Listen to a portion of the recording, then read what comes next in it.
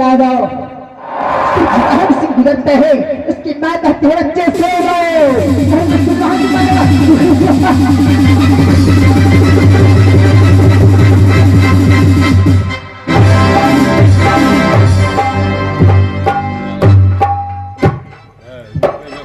कहाँ की बासी हूँ और क्या मेरा नाम है इस रंग मंच करें उस रंग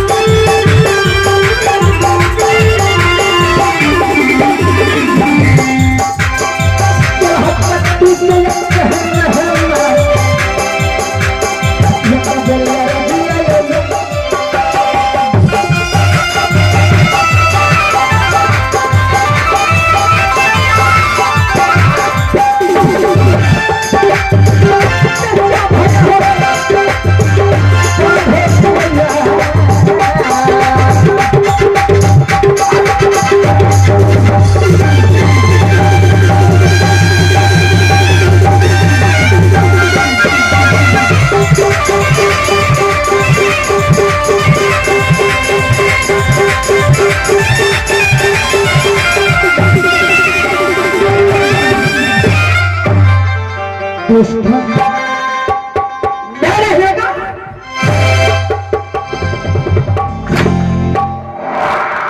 राज बांधो भक्त है और मेरी मां की नाम सती चंद्रा सती चंद्रा है। राज बांधो घर से था करके दिल्ली कॉलेज में आज 6 महीने से ट्राई कर रहे हैं। अचानक 6 महीने की बाद आज मेरा मन कर रहा है कि मैं राज बांधो पर जा करके और अपनी मां की भेंट मुलाकात करता भेंट मुलाकात करता।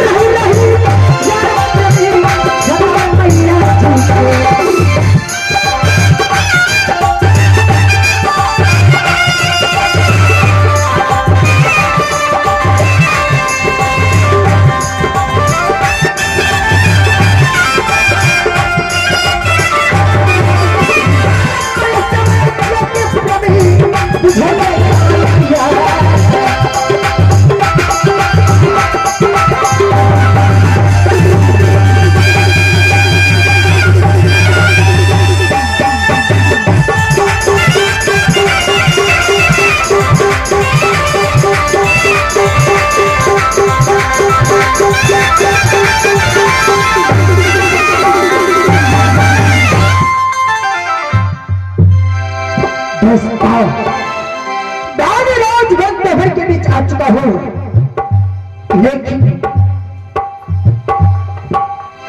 इस दरबार में एक भी मंत्री नहीं नजर आता है। सबसे पहले मैं सेनापति को आवाज लगाता हूं, अरे सेनापति, अरे कहां रहे रहमजादा?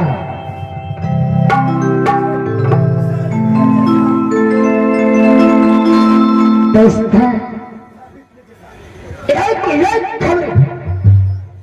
गांव के घर की अंदर प्रजा लोग कैसा है, एक खबर में लूंगा।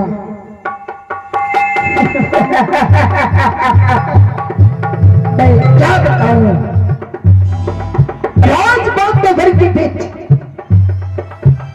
दिल्ली कॉलेज में जिस दिन से मैंने पढ़ाई करते थे, मैं आज तक अपने पिता की आंखों नहीं देखा है, शक्ल नहीं देखा है कि कैसा है।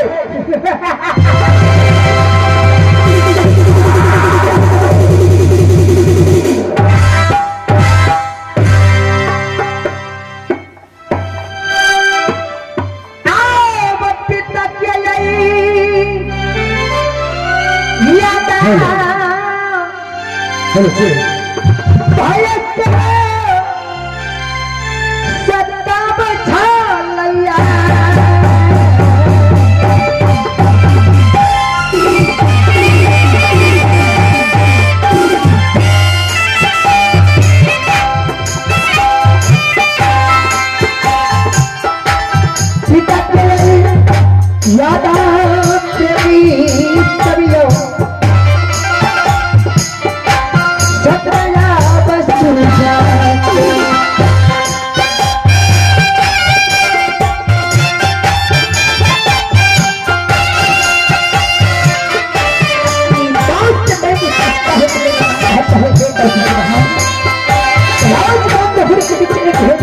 आई थी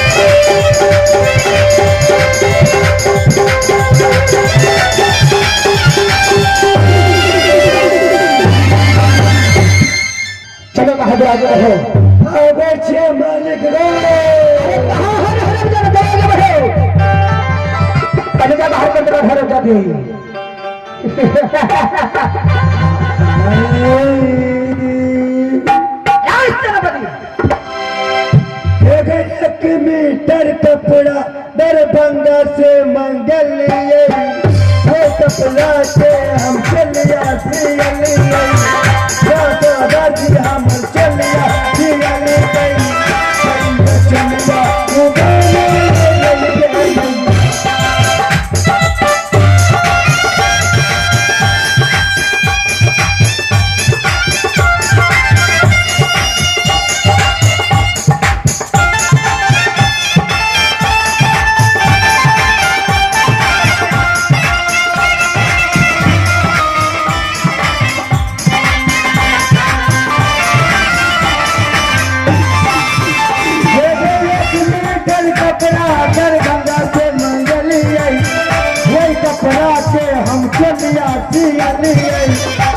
दादाजी हम चलिया सियलिए चलिया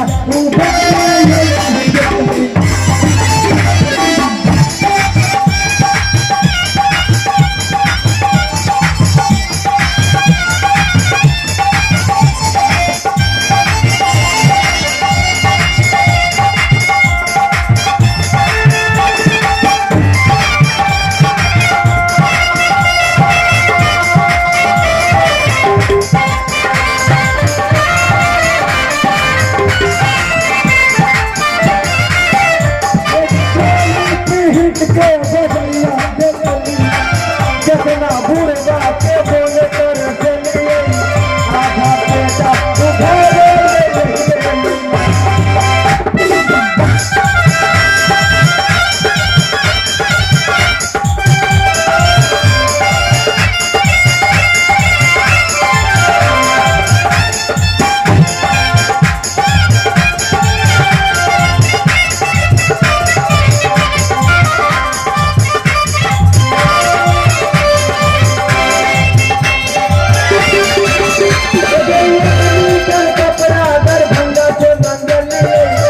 हम चलिया सियलिए दादाजी हम चलिया सियलिए चलिया